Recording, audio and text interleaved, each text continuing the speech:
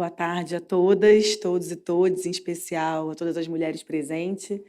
É uma honra estar aqui. Obrigada pelo convite. É a segunda vez que retorno a essa casa e sempre fui muito bem tratada, então muito obrigada.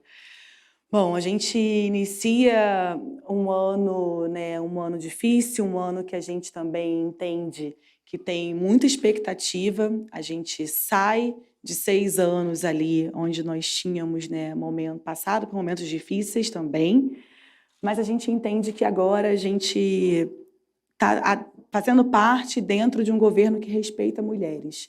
E a gente tem pautado isso desde o dia 1º de março, de maneira, além de transversal, de maneira conjunta e coletiva.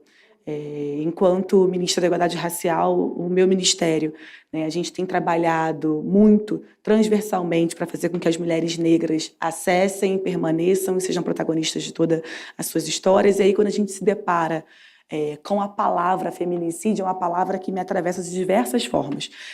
Primeiramente, né, de uma forma muito mais trágica, quando a gente fala de feminicídio político.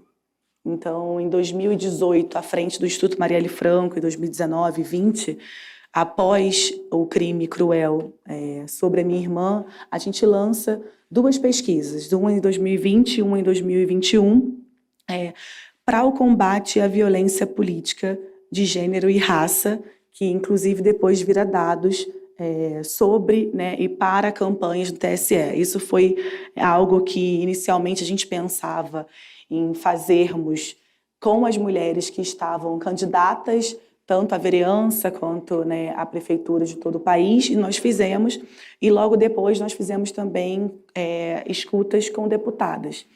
E a própria deputada Benedita da Silva falou: eu sempre passei por violência política, mas nunca nomeei. O feminicídio, ele é o ápice da violência. A Marielle, ela é vítima de um feminicídio político, mas assim também como a minha irmã, várias outras mulheres no país, infelizmente, ainda hoje são vítimas de feminicídio. E a gente sempre costuma dizer que é o final. Para chegar a esse ponto, a gente já deve ter passado por algumas outras situações bem complicadas que, infelizmente, às vezes são negadas.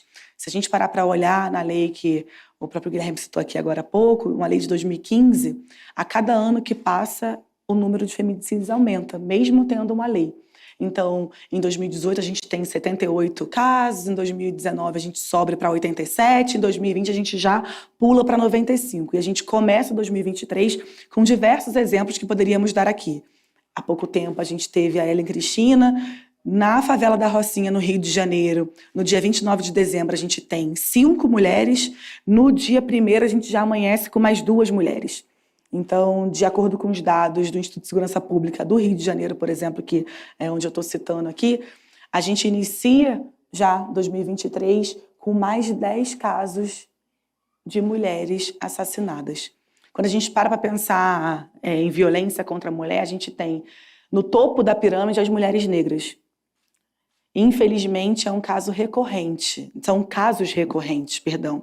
São casos que a gente vê que as mulheres não negras têm um número que cai, um pouco menos pela metade, mas as mulheres negras avança e cresce mais da metade. Isso não quer dizer que a gente só vai falar de mulheres negras, não. São mulheres como um todo. E é importante a gente trazer que o feminicídio ele é um mal do século ainda, que atinge mulheres de todas as cores, de todas as raças e do país inteiro. E a gente precisa estar debatendo sobre isso. Amanhã a gente tem, né, o evento com o presidente Lula e com a ministra das Mulheres, Aparecida Gonçalves. Evento esse que a gente vai estar falando e trazendo coisas que são pertinentes, mas também que a gente espera que não só para enfrentar a violência contra as mulheres, enfrentar um feminicídio, mas que a gente também possa enfrentar violência política, que a gente possa falar de acesso, permanência de educação, e não só no mês de março, não só no dia 8 de março, mas a gente espera ter pelos próximos 4 anos e também aí adiante. Não adianta a gente pensar feminicídio sem que a gente também não pense em proteção para essas mulheres, em acolhimento para essas mulheres. Muitas das vezes, quando essas mulheres chegam a delegacias, a gente ainda tem casos que são relatados de mulheres que são zombadas. Ou como a gente teve nesse ano, uma mulher que foi relatar um estupro dentro de uma delegacia e acaba sendo estuprada dentro da própria delegacia. Então, são assuntos muito delicados, mas a gente precisa estar pautando, conversando, dialogando, porque só assim, só coletivamente, é onde eu acredito que a gente consiga não só exterminar de vez o feminicídio, assim como o racismo e assim como tantas outras situações que ainda são gritantes no nosso país. E é por isso que eu acredito que a gente está no caminho certo, no caminho de construir dias melhores e um país mais digno para todas as mulheres. E no nosso ministério a gente tem tentado cada vez mais fazer com que todas as mulheres, né, principalmente as mulheres negras, sejam ouvidas, acolhidas, mas que elas sejam protagonistas de suas histórias. Para que nós, mulheres, adentremos espaços de protagonismo que historicamente nos são negados, mas isso tem que acontecer enquanto nós estivermos vivas. Porque eu sempre disse, quando a minha irmã decidiu ir na carreira política, minha mãe, e eu me lembro muito bem de falar que ela não queria que a minha irmã fosse.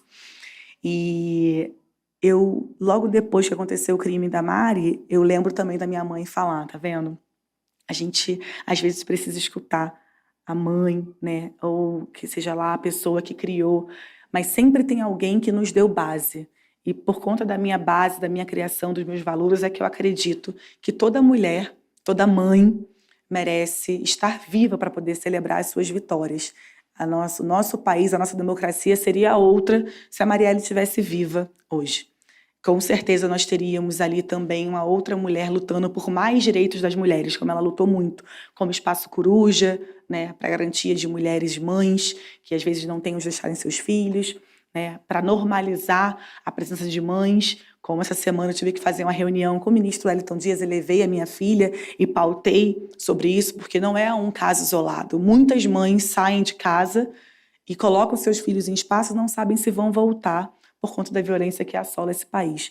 Então, a mensagem que eu queria deixar hoje é uma mensagem de força, de respeito, uma mensagem de que a gente está construindo um lugar melhor, um país melhor, um mundo melhor, não só para mim, não só para as mulheres que estão aqui, mas principalmente para as nossas filhas, para as nossas netas, para as gerações futuras, que elas não olhem e vejam, né, um país que não cuida das mulheres. E eu espero que a gente consiga. Muito obrigada, boa semana e bom evento para todos.